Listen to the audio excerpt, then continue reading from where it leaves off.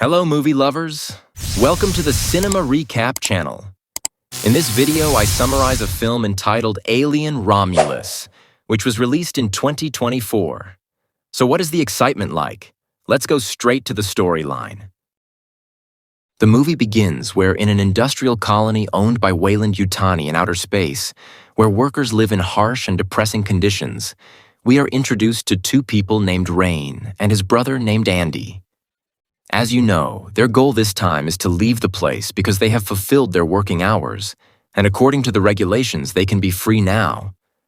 But unfortunately, Rain does not know that the work quota there has been increased, so their contract is extended for the next 5 to 6 years. Eligible for contract release yet. Unfortunately, quotas have been raised to 24,000 hours, so you... Shortly after that, Rain was called by Andy, who was being beaten by the disobedient boys. Rain quickly rushed to help him. You're okay. I'm resetting you. After they chatted for a long time, Rain was contacted by her friend to immediately come to the trailer. Hey! When she got there, Rain was told by her friend that they had found a spaceship which was thought to have been abandoned for a long time floating above their place. So they intended to invite Rain and Andy to go using the plane, because they needed Andy to access the plane so they could freely enter and exit. But Rain refused, because if they were caught, it would ruin their chances of getting a travel permit, and Rain did not allow them to bring Andy. Then here Bjorn said a little harshly that Andy was not Rain's brother, but he was just damaged goods, or commonly called synthetic, brought by his father. That made Rain angry and left there. Then Tyler tried to chase him and advised him a little whether Rain wanted to stay in that place forever. After thinking about it, Rain finally wanted to follow their plan. They started to bring an airplane to go to the intended location.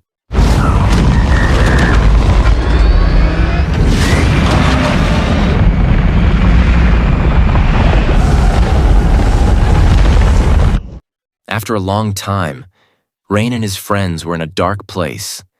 Finally, they could see the bright sunlight they had always wanted.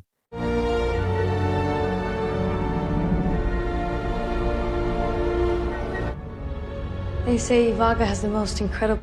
Then right in front of them, it turned out that the object they were tracking was not an airplane, but only looked like debris. They began to get closer, but they only had 36 hours until they were sucked by the rings of the planet Saturn. Their plan began. The three of them began to enter to explore the place and look for a pod. I can feel it in my stomach.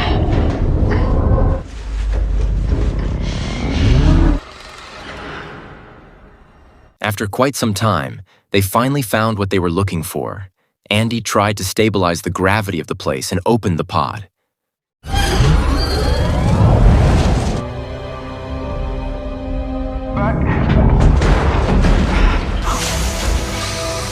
But after checking, it turns out that the device does not have enough fuel, so it makes them have to look for it in case there is a frozen fuel supply in that place.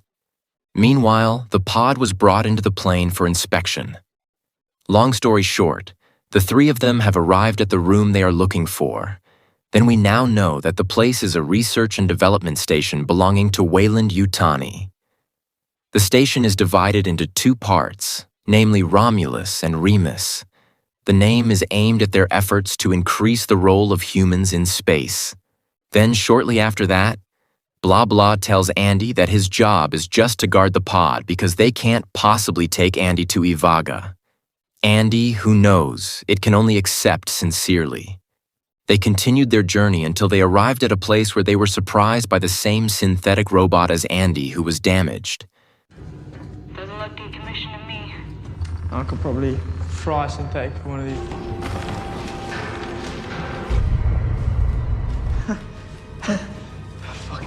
But they thought it was because they were exposed to chemicals. Until finally they managed to find the fuel they were looking for when they wanted to take it. Unfortunately, Bjorn's hand was exposed to ice vapor and made his fingers feel frozen, and suddenly the security alarm sounded, making the door in the room locked. Andy tried to open it, but he did not have permission. Then his two friends who saw them locked immediately rushed after them inside. Here they tried to retrieve the module that was on the damaged synthetic. On the other hand, Bjorn and Tyler managed to get the fuel. Then Rain arrived and gave the module to Andy to attach. Tyler also attached it, and maybe it took a little time. Shortly after that, Bjorn and the others did not realize that there was an alien that had been freed from their hibernation. Bjorn also felt something strange. He tried to investigate, and suddenly... What is it? No, what it is. There's something in the... Instantly, they all panicked because they were shocked by a group of terrible creatures. But fortunately, Andy realized without waiting anymore, they immediately left the room. But when they tried to escape, one of their friends was targeted by the creature. Rain quickly asked Andy to save him, but Andy's system had just been updated, so he couldn't handle it yet. Then they tried to reactivate the damaged synthetic to find out information. After the synthetic woke up, they immediately asked how to release the creature. The synthetic said that there was nothing they could do but get out of that place, because the creature would spread its seeds to its host body and make it an even more terrible monster, the xenomorph. After that, Bjorn tried to spray frozen fuel and make the creature release it, until finally Navarro regained consciousness. But the synthetic said that the creature had completed its task, now just waiting for the time to become a xenomorph.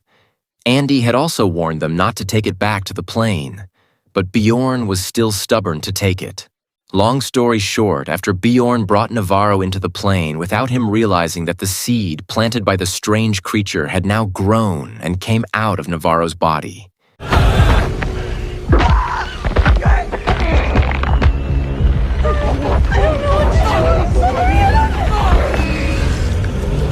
At the same time, their plane lost control and crashed into the station.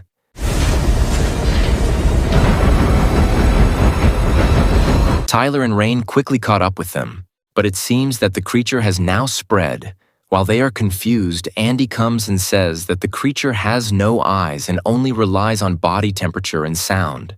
Then they tried to raise the temperature in the room, after which Rain, Taylor, and Andy slowly began to enter the room.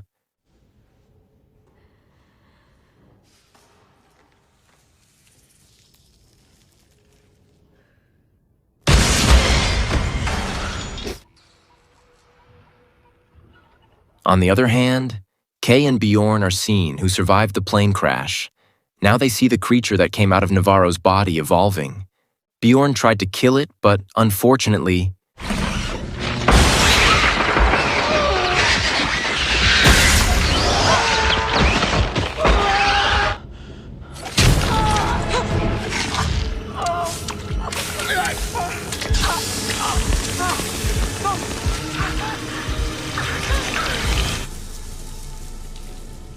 Kay, who saw the incident, immediately panicked and tried to contact Tyler. Tyler tried to give directions to Kay so that she looked for the key to open the door. After the door opened quickly, Kay immediately ran away, but... While Tyler was now trying to remain calm, as a result, the creatures heard and began to realize them. Andy quickly told them to run. Run.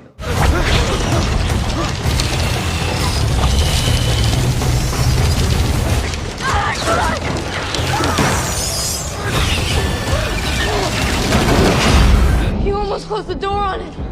Long story short, now Kay, who is alone, is struggling to save herself. Finally, she meets Rain and Tyler. But Andy doesn't want to open the door for their safety, until finally... Have a baby, okay? Do you hear what I'm saying?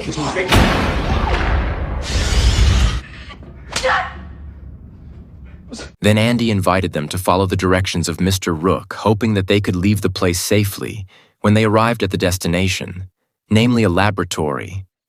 They were shown a liquid compound created by Mr. Rook. Mr. Rook said that their colony was very weak to survive in space, so he tried to change it all. It is known that in the parasitoid or alien he created, it contains microorganisms that can be the most deadly nitrogen, but Mr. Rook managed to turn it into a serum named Prometheus Fire, or Z01. With this serum, humans can increase their metabolism and can easily change their DNA. Therefore, their mission this time is to bring the serum to be developed. Long story short, when they wanted to get out of the laboratory, apparently xenomorphs were hunting them. Andy Pun changed the plan to get out of that place armed with the weapons they carried. Rain, Andy, and Tyler looked for a way out through a hallway. Shortly after they traced the hallway, it turned out that the hallway was a nest of xenomorphs, so there was no choice but to look for another way. But when he wanted to go back, Tyler heard the voice of Kay, who apparently still had a little life. Quickly, Tyler and Rain immediately saved him.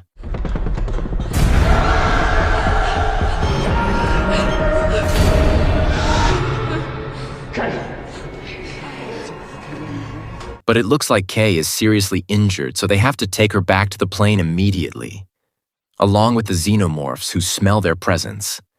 Rain and others quickly try to escape from that place, until somewhere Andy tries to save Rain from the attack of these ferocious creatures. As a result, it makes her die and makes Andy have a seizure.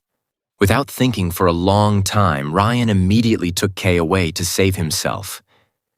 Then, because Rain could not bear to leave Andy lying alone, Rain finally told Kay to go alone back to the plane, while Rain tried to go down to save Andy.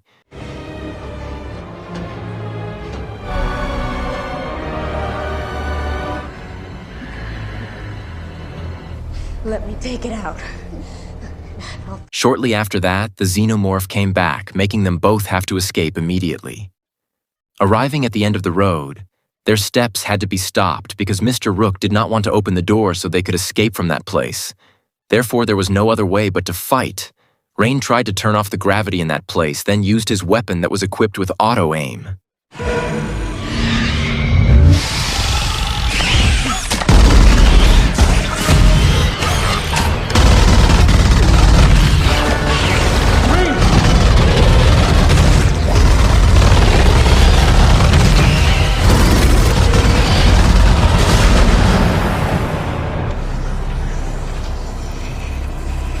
After Rain managed to finish them off, now it was just a matter of heading to an elevator to go to the top floor. But because without gravity, the elevator could not be used, and made them have to try as much as possible to go upstairs. Shortly after that, the gravity system in that place suddenly returned to normal, making Rain fall down. But without Rain, expecting him to be caught by one of the xenomorphs who chased them, even though it was not a good thing. But the tension still continued because the elevator above them automatically fell down.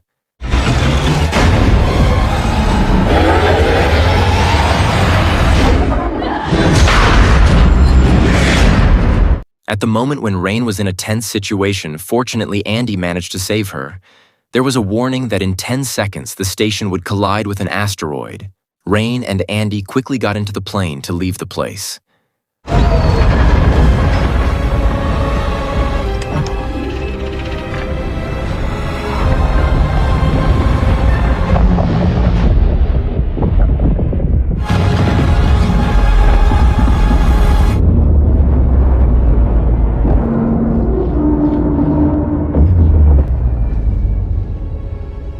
Long story short, when they were already on the plane, Mr. Rook asked them to bring the serum to be handed over to the company. But instead of obeying him, Rain changed the destination to head to Ivaga. Shortly after that, Rain suddenly saw an emergency alert coming from the pod. Rain quickly checked what was going on with Kay. A surprising thing happened. Kay turned out to have injected the serum into herself, and because she was pregnant, therefore the baby became like an alien. Rain quickly threw the baby away.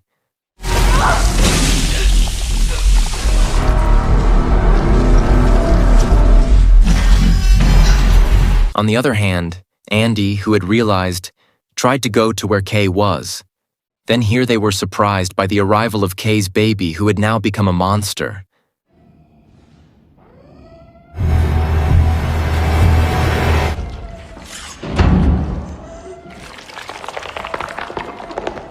Suddenly, Rain, who heard the screams from Kay, immediately rushed to catch up with him. When he arrived there, Rain saw for himself that the monster was executing Kay. As a result, he was terrified and tried to attack the monster using ice spray.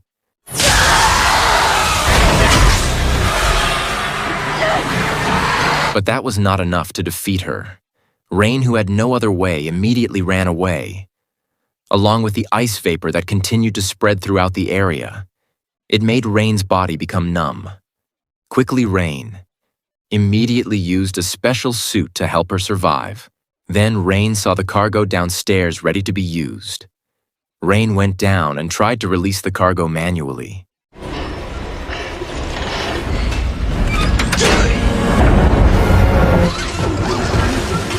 At that moment, the monster continued to chase her. Rain kept trying to release the lever so she could use the cargo, but Rain's efforts had to stop because the monster suddenly attacked her.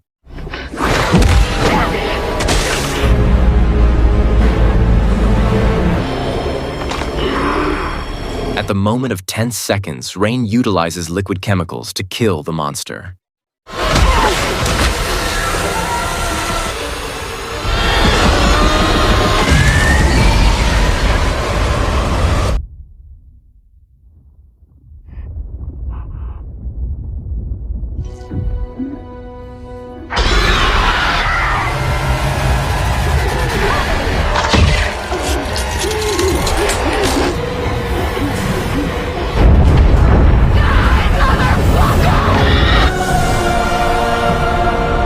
Until finally, after a grueling struggle, Rain could now sigh with relief. She entered the pod and set the time until she arrived at her destination. This is the chronologue for the mining. Then the story ends.